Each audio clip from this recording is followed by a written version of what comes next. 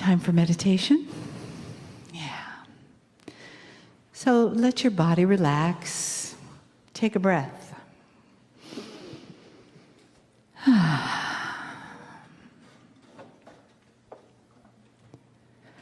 And just come into feeling that space around you. That space of I am. I am here. I am right here. Right now. This is where life is. Right now.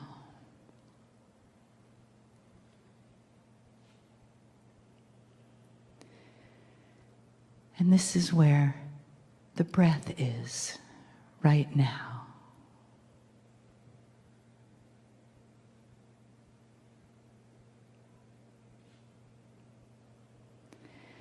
And let yourself feel that in this present moment. And feel the one presence of love in the room. Of love in your heart, right now.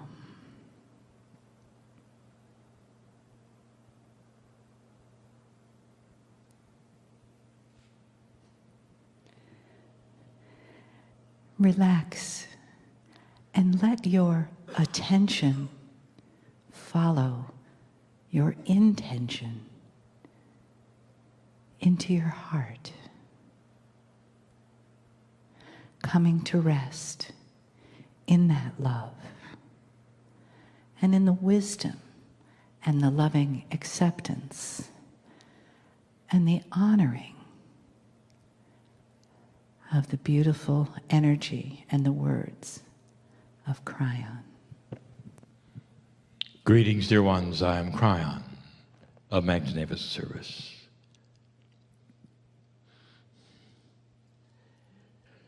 This is a time where my partner steps aside.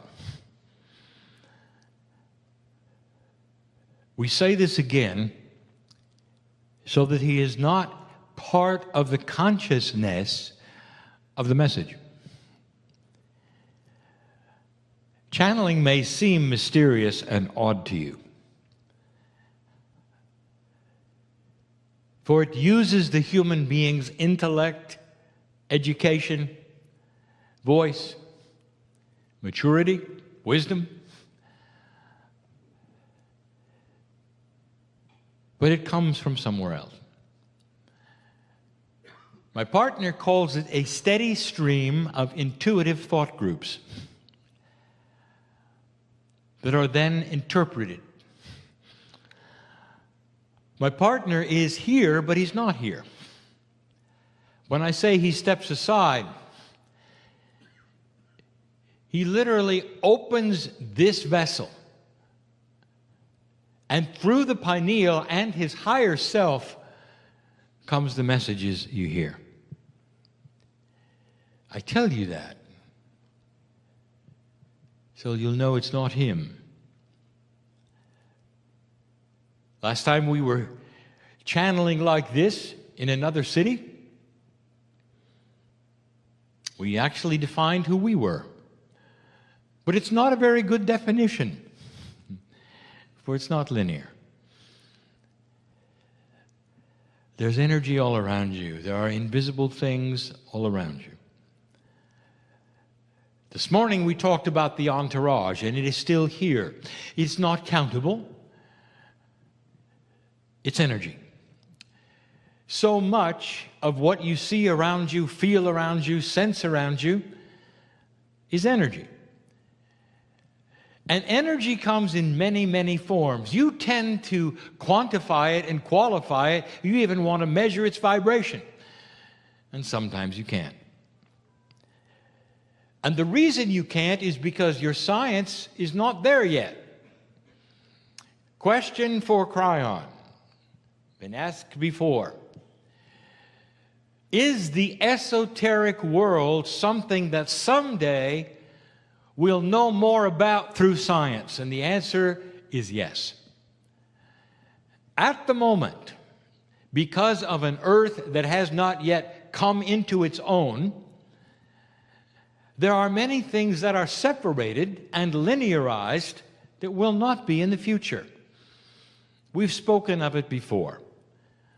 The highest education universities and colleges on the planet have decided to separate out all of the academia into categories: the physics and the chemistry, the biology, the human beings, the psychology, as though it were not related. And it is. There will be some who will say, well, of course we had to do that because each one needs its own curriculum and there's no way we could put it together. Let me tell you something. Yes, there is. You just haven't thought of it yet. You just haven't thought of it yet. One thing leads to another. You can study the one which will lead you to another and come back to it. There are ways of integrating all of it, especially chemistry and physics. And when you start doing this, dear ones, it will lead to great discovery. As long as it's separated, it won't. You have specialists in one and specialists in another. Sometimes they get together and party, and that's about it. They don't really get together to discuss what they are specializing in. How can you separate these things and be a scientist? So the first prediction we give you is academic. There is a new consciousness coming that will see the sense of allying these together through a confluence of study where one drives the other, and they will integrate as they should in a way that demands it because of what is there. That's the best I can give you. There'll come a day when you look back and go, weren't we silly to have separated these things? What would happen if you were learning a language and you separated, this group is going to learn verbs, this group is going to learn adjectives, this one will learn nouns, and by the way, you're never getting together. And the language, by the way, will only be studied, never learned. Nobody will be able to speak it. They'll only discuss it. The language of physics is going to bring you some revelations about consciousness. The channel today is a little about consciousness. Some new things we want to tell you, some things we want to discuss with you.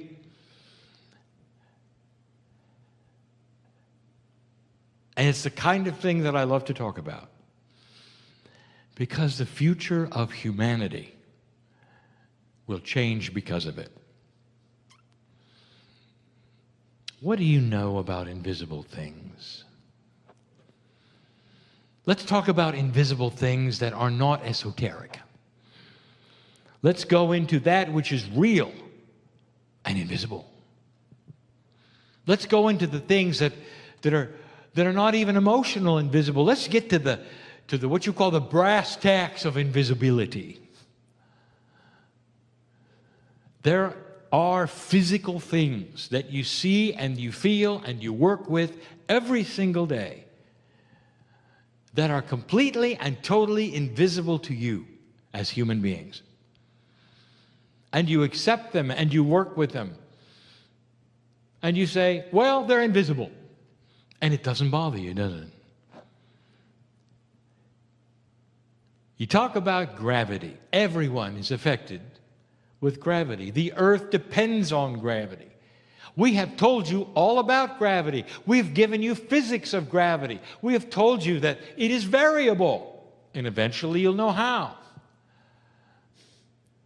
It is not linked necessarily to mass. That all of that is tunable if you knew how. That the quantum physics of tomorrow will know how. It's just a matter of time and discovery. And it follows that which is very reasonable and very logical scientifically. One thing leads to another and leads to another. And finally, there will be discoveries which allow you to do things which in the past would have seemed ludicrous, and they'll become real. Gravity someday will be able to be seen and measured with instruments you have yet to discover.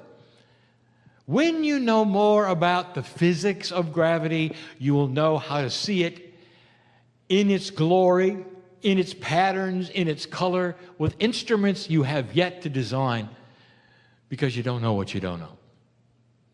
It's coming. It becomes more real to you when you can see the patterns and why. By the way, when you can see the patterns of gravity, you will understand a little bit more about how to alter it. There will be secrets revealed within the patterns you can't see, but they're there. Quantum things do not exist in a way you can see them in 3D with your life and your eyes and your consciousness. But with the aids that are coming, that will be scientific, you'll see it. That's just one. My partner speaks of the magnetic field constantly. You know it's there. Your compass points to something, and it's invisible. This couch of consciousness that you sit in, that literally is tied to life force on the planet, is completely and totally invisible. And there'll come a time when it's not. Your eyes won't see it, dear ones, but the instruments to come will. Imagine seeing gravity. Imagine seeing the magnetic field. What is it going to look like? What will the instruments tell you are the colors and the vibrations? Will there be patterns, or will it simply be a swirling mass of energy? Let me tell you a secret that is not a secret to any physicist or any biologist. Everything has patterns. Everything. The fractals are always there. The big to the little to the big. And the very shapes of the patterns and the designs that you see are literally giveaways to what creates them. It will then lead you to the next step. You'll understand why the grid does what it does. You'll understand how it allies with biology. You may even be able to tune it slightly for health. These things are all coming. It's going to be science. It's not going to be esoterics. But it will lead to beautiful esoteric discovery. We've told you over and over again, there'll come a time when these very instruments will turn upon human beings. You will see a human being, and the devices will reveal a quantumness around you. As it becomes more fine-tuned, there will be ways of actually seeing, measuring, and looking at the patterns in the human Merkaba, because it's physics. The issue, of course, is it's also biological. You better put these together soon, because if you stay in the boxes and the compartments, you won't get it. You won't understand the correlations, the confluences, and how they work with one another as long as they're separate. All of these things I predict. Now, I can predict these things because the potentials are here. The potentials have been seen before in other societies that have gotten to the place where you are with the science that you have. I can predict this because it's happened before, and some in this room will understand the ball is rolling. It's inevitable. There are scientists on this planet right now who are getting insight that will lead to these things in the future. All of it coming your way. Let me tell you something. Don't be afraid. Did you know there's invisible things in this room that are dangerous? Did you know that right now in this room there's invisible things, you can't see them, that could lead to disease if you're not careful? Did you know that? Don't be afraid. Don't be afraid, because they are germs. Now, if I'd said that 100 or 200 years ago, people would be shuddering. Where are they? What is this? Oh, it's just esoteric talk. Couldn't be real. But your science made it real. When you got the instruments that could see them, then you could control it. Do you see where I'm going with this? Dear ones, it is your legacy to come to the place where your science, your physics, your knowledge starts to align with the confluence of the wisdom of consciousness, and you will get invention. And there will be inventions that is going to help humanity in general. Not just to communicate as you have now with your smartphones and your computers. These are inventions that are going to give you water, that are going to save your life, that are going to grow things, that are going to make you understand about population growth. You'll look back someday and say, we were a foolish earth that didn't know anything about anything. It's amazing we survived. And it's going to be through that which is intuitive invention. I'm telling you this because of what's coming. It leads me to talk about human consciousness. What do you think it is? And you'll say, well, it's thinking. It's the way people think. You might say, consciousness is the description of the paradigm of thinking. What will happen when there are instruments that can see it? Kryon, do you mean that it's seeable? Oh yeah, it's physics. And maybe this has been an example. Is it possible that human consciousness together would have the power to change a computer, to set off an alarm, to change electronics, all of that? And the answer is yes. So if that's possible and consciousness can be measured and have power, as the experiments have shown on the planet and as the satellites picked it up, it should be something you can see. And you can, with the right equipment. It's coming. What I want to do is reveal something I've never revealed before, and that is what it's going to look like. Now, we've established that physics, that is quantum, when revealed, will have patterns. It's no surprise. What do you think the patterns might look like if you could see a consciousness of a person? Now, this is an individual consciousness. And that is physical, has a field, seeable, measurable, and has patterning. You think this is too far-fetched? We've established the fact that it's real, it has power. You ought to be able to measure it and see it someday. It ought to pattern itself. What will they look like? I'll give you two examples. The two greatest human consciousness energy producers are fear and hatred, compassion and love. On both ends of the spectrum, they're powerful, extremely powerful. They can set off alarms. They can crash your computer. They can soften your heart. They can affect your chemistry. And they can do it from across the room. Have you ever sat in a room where somebody was angry and you knew it? It's palatable.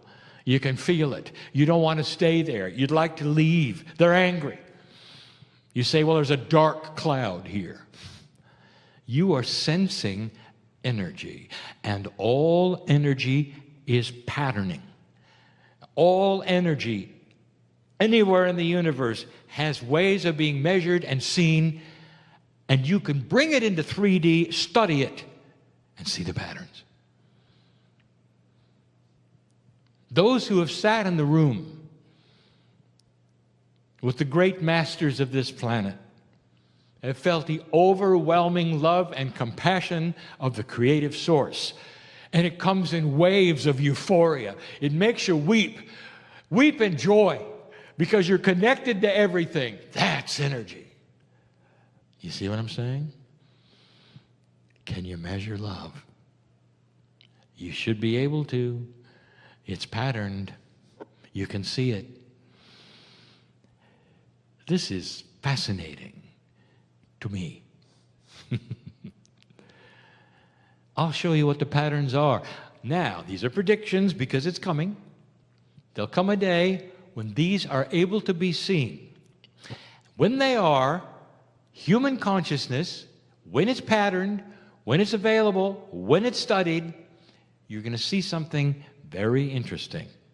The patterns I'm going to give you right now will be validated when it occurs.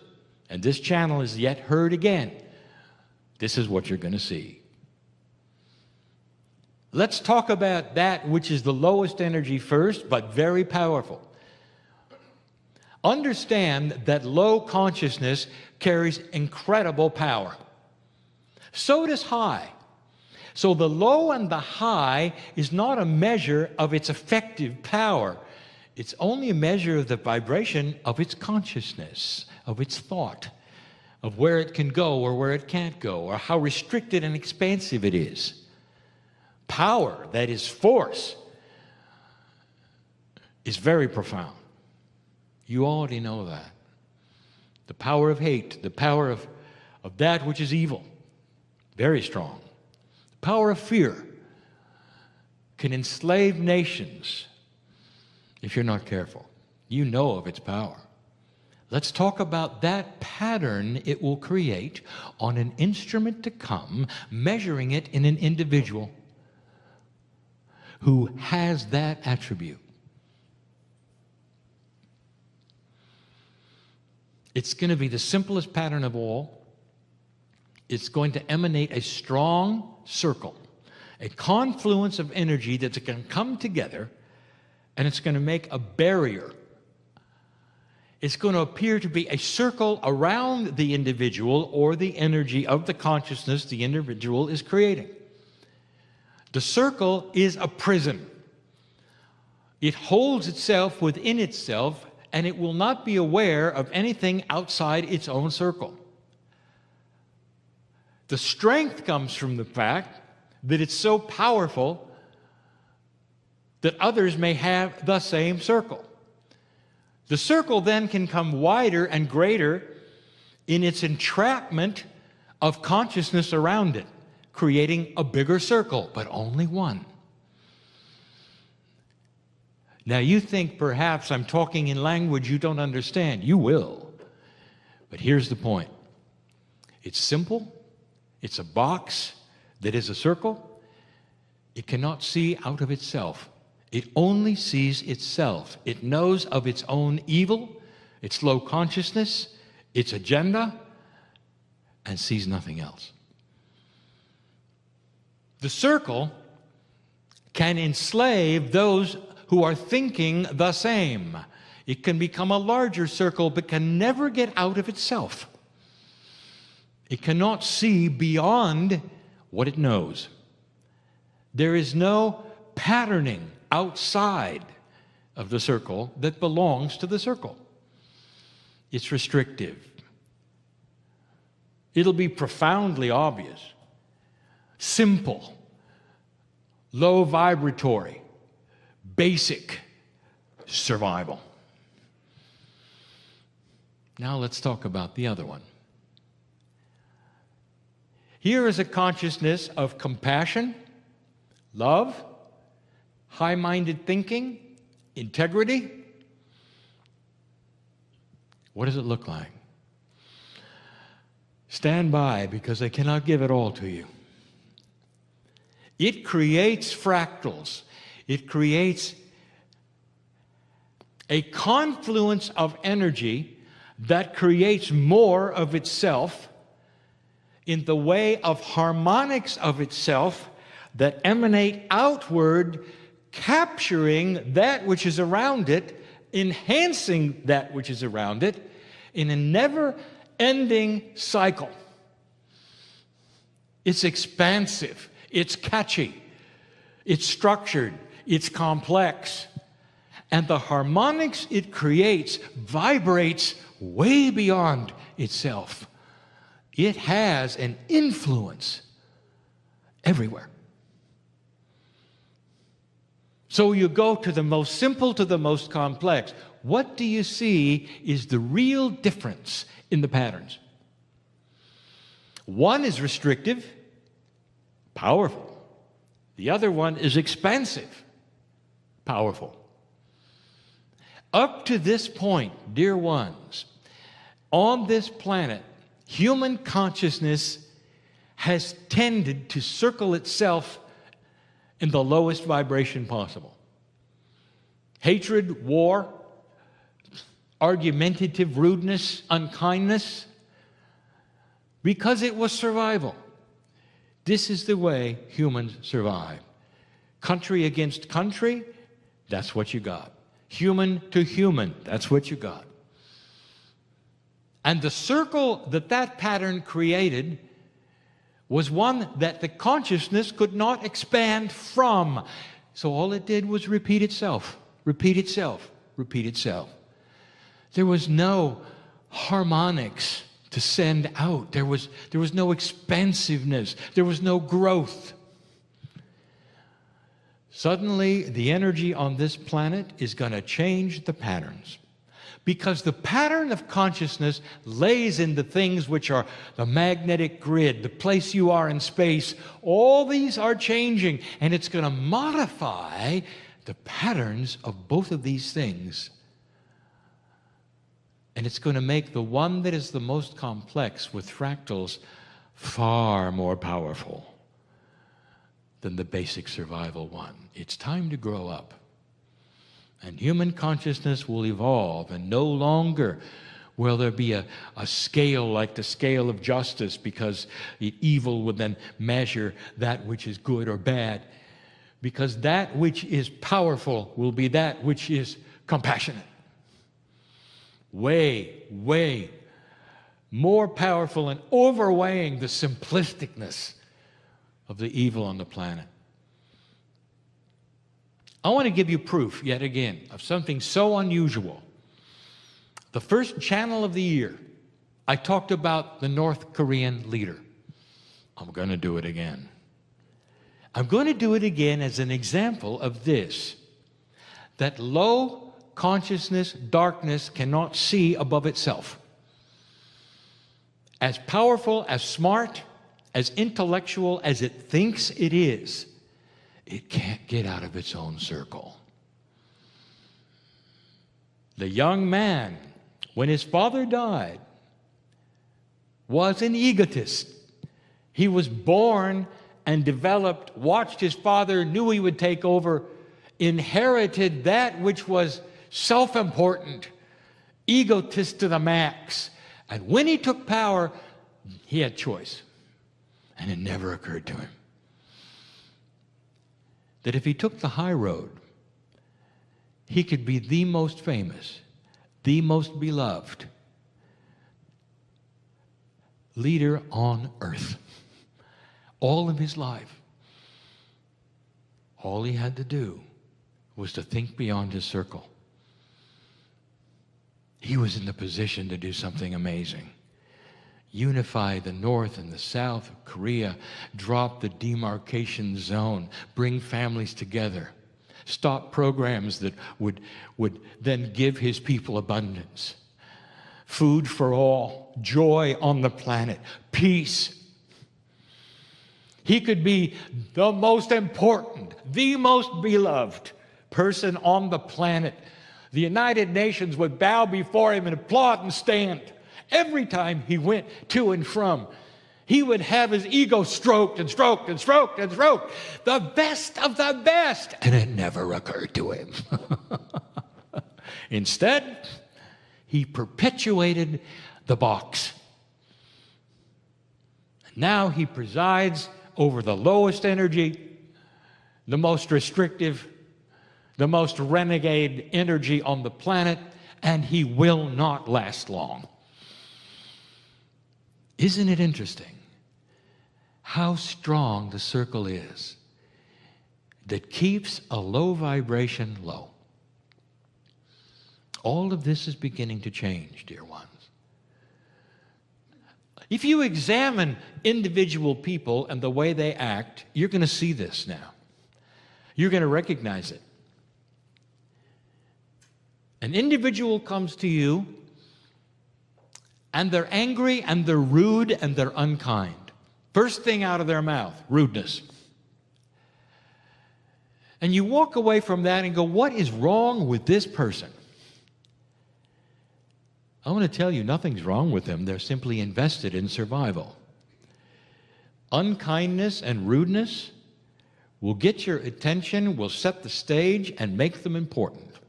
It carries an energy, although it's not one that you like, that commands attention.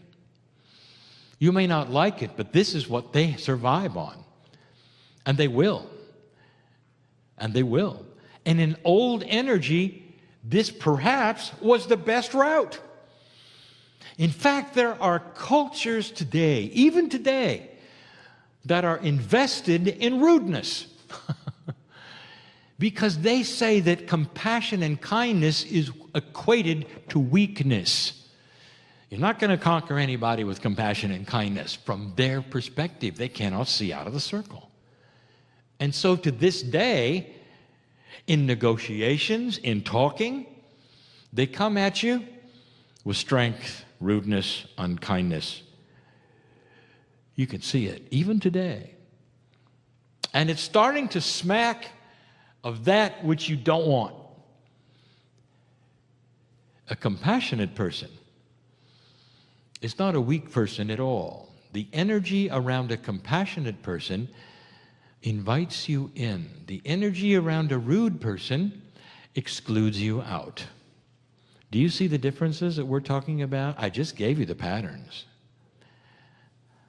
Here's what I'm telling you, that human consciousness is starting to rise above what it was. Because that which is light and dark, the ratio has changed, the light is starting to win. It means that compassion, integrity, kindness, all of this shines a light so bright that people will see that far, far better than the rudeness and unkindness. Rudeness and unkindness will eventually be seen as dysfunctional. And you'll walk away. Tell you a lot about the person's energy, where they are, what they think. It's old. It's old. It's their survival. But the new survival will be light. And consciousness will start to see it. Those with those attributes are going to live longer. They're going to be your leaders. That's what you want. Elections will change because of it. Business will change because of it. You're going to be seeing more light, more compassion, more solutions because of the ripple effect of the harmonics that go everywhere. When you're compassionate, everybody feels it. Did you know that a compassionate person is seen as safe? Safe. Let's go talk to this person because they listen. Because it's enjoyable to sit next to them. Did you feel the energy around that person? Wasn't it great? They're safe to be around. They're not going to hurt you. They're not going to say bad things to you. They're going to listen to you. They're going to love you. You're going to want that in business, aren't you? Is this too strange for you? To think that in the future, not only will you have this as a staple, you're going to be able to see it and measure it, and you'll even know why it works. It's going to change the planet. It's not all science, dear ones. Attitude is going to come out of survival. It's going to come out of the darkness, and a more elegant kind of survival is upon you. A survival that says the ones who survive the most are going to have the most compassionate brain and mind. The ones that are going to look past that which is judgment. The ones who are more likely to accept anybody in their face and see the God in them and expect good things first, and to be shocked if they're not there instead of the other way around. It's coming. Some of it is already here. That's all I wanted to tell you. Where are you? Where's your pattern? Are you starting to feel the reality of this? It's safe, dear ones, to relax. Drop your guard a bit. Look around, be more compassionate, be more kind. Some of you are still expecting something from left field. It's like you came out of the cave and you're still not sure that the Bengal tiger is really gone. It is. And the remnants, the remaining evil and darkness on this planet is diminishing, starting to show itself, focus itself. That's good news. It means the end of this consciousness is coming. If you did a poll of nations on the planet, men and women with families, they want peace. They don't want to annihilate each other and have disagreements because of resources or power or any other thing. The idea, overwhelmingly on this planet, hundreds of countries coming together, how to create a peace and a oneness and get along. And you didn't have that 100 years ago. This is what's different. Measurable. A patterning of the planet which starts to represent fractals and harmonics and compassion. Measurable. Welcome to the new earth. It's coming. And so it is.